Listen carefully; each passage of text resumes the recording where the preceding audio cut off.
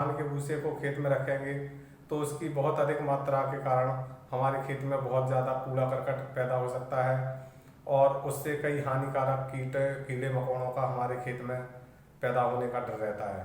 तो धान के भूसे का प्रबंधन हम कई विधियों द्वारा कर सकते हैं, जिसमें से सबसे पहली और सबसे आसान विधि है धान के भूसे को जलाना। धान के भूसे को अगर हम जलाते हैं तो हमारा खेत बहुत ही कम समय में और बहुत ही आसानी से खेत साफ हो जाता है और उसमें साफ होने से हमारे खेत में पैदा होने वाले कीड़े मकोड़ों का भी खतरा कम रहता है। लेकिन दोस्तों, यह विधि हमारे लिए लाभदायक कम और हानिकारक ज़्यादा है, क्योंकि धान के भूसे को जलाने से हमारे पर्यावरण का बहुत नुकसान होता है, बहुत ही प्रदूषण फैलता है और हमारे खेतों की भी उर्वरा शक्ति कम होती है। क्योंकि अगर हम धान के भूसे को जलाते हैं तो इसमें से कई जहरीली गैसें जैसे कि कार्बन डाइऑक्साइड, सल्फर डाइऑक्साइड और नाइट्रस ऑक्साइड आदि जहरीली विषैली गैसें निकलती हैं, जिनको हम हरित गृह गैस भी कहते हैं। इन गैसों से हमारा पर्यावरण बहुत ज़्यादा दूषित होता है। इसके साथ साथ हमारे खेत में जो मिट्टी में उपजाऊ जीवाणु होते हैं और मिट्टी में पोषक तत्व होते हैं वो भी नष्ट हो जाते हैं। इसके बाद जो हमारी दूसरी विधि है वो विधि है धान के भूसे को हम खाद के रूप में प्रयोग कर सकते हैं।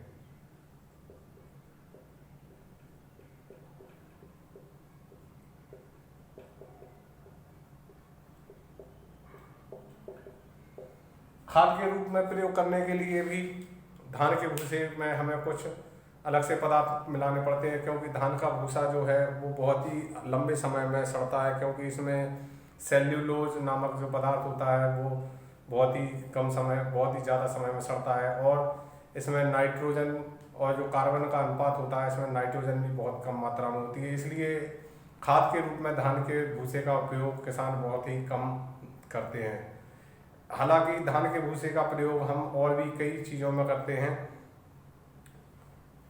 अगला इसका जो उपयोग है, हम इसको पैकिंग के रूप में प्रयोग कर सकते हैं। कई कांच की और प्लास्टिक आदि की जो टूटने वाली वस्तुएं हैं उनको एक स्थान से दूसरे स्थान तक ले जाने के लिए धान के भूसे का पैकिंग के रूप में प्रयोग करता है, जो बहुत ही आसान और बहुत ही अच्छा है, क्योंकि धान के भूसे में सड़ने की शक्ति बहुत धीमी होती है और धान का भूसा बहुत ही मजबूत होता है, देर में टूटता है। अगला इसका उपयोग है, हम इसको रस्सी बनाने में भी उपयोग कर सकते हैं। धान के भूसे का उपयोग रस्सी बनाने में किया जाता है। अगला है इसका हम उपयोग कागज बनाने में कर सकते हैं। कागज बनाने के लिए भी हम धान के भूसे को सड़ा करके इसका उपयोग कर सकते हैं। अगला जो इसका उपयोग है वो है बेलन बनाकर।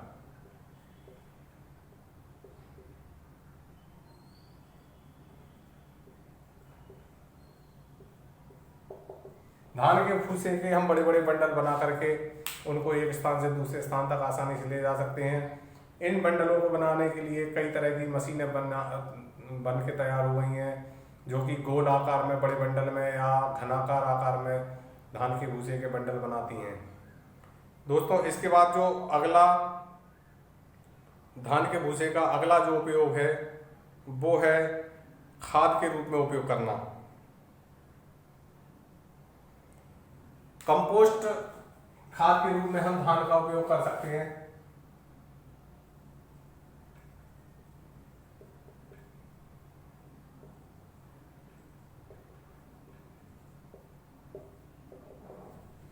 धान के भूसे का अगर हम कंपोस्ट बनाएं तो इसके लिए हमें जैविक खाद के रूप में हम इसका उपयोग कर सकते हैं। इसकी को हम अपघटन क्रिया द्वारा आसानी से खाद के रूप में परिवर्तित कर सकते हैं।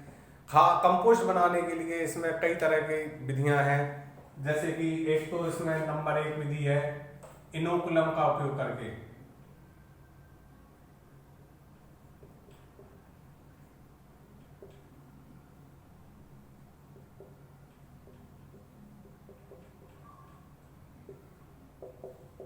इनोकुलम अगर हम धान के भूसे में मिलाते हैं तो वह धान के भूसे को जल्दी ही अपघटित कर देता है, और जिससे जल्दी ही हमारे धान के भूसे को सड़ करके और खाद के रूप में हम प्रयोग कर सकते हैं। अगला है, हम इसको केंचुआ खाद बनाने में भी हम इसका उपयोग कर सकते हैं।